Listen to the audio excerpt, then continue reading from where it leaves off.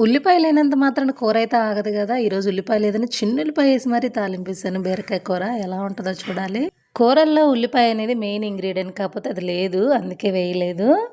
So, కూరైతే మాత్రం అయినా చాలా బాగొచ్చింది. ఇక్కడైతే కారం గూడా ఏసేసుకున్నాను. కర్రీ అయితే ఉడికిపోయింది. ఈరోజు మార్నింగ్ పిల్లలకి టిఫిన్‌లోకైతే పల్లి చట్నీ చేస్తున్నాను. పెసరట్టయితే వేస్తున్నాను. డైలీ పచ్చిమిరపకాయలతోనే చట్నీ కాకుండా ఇట్లా ఎండుమిరపకాయలతో కూడా చట్నీ ట్రై చేద్దామని చెప్పి నేనైతే చేస్తున్నాను. ఇట్లా అప్పుడప్పుడు చేస్తూనే ఉంటాను. ఎండుమిరపకాయలు, తాలింపు దినుసులు అన్నీ వేయించేసేసుకున్నాను. ఇప్పుడు చిన్నుల్లిపాయ వేసుకొని ఎండుమిరపకాయలలో మనమైతే ముందు వేయించుకున్న పల్లీలైతే వేసుకొని మిక్సీ పట్టేసాను. ఇప్పుడు దోసలు వేసుకుంటున్నానండి. పెసరట్టు పిండి అప్పుడప్పుడు ఫ్రెష్‌గా వేసుకుంటే చాలా బాగుంటుంది. పెసలు 3 గంటల కంటే ఎక్కువ నానకూడదండి. ఎక్కువసేపు నానినా అంత టేస్ట్ ఉండదు. 3 గంటలు నానబెట్టి ఆ తర్వాత మిక్సీ వేసుకొని ఒక్క అరగంట కనుక పక్కన పెట్టి వేసుకుంటే దోసలు చాలా బాగుంటాయి. మొత్తానికైతే నా వంట పని అయితే అయిపోయిందండి. పిల్లలకు బాక్సులు కూడా కట్టేయాలి. మీరైతే నా ఛానల్ని సబ్స్క్రైబ్ చేయండి అబ్బా. వెళ్ళే ముందు ఒక లైక్ చేయొచ్చు కదా.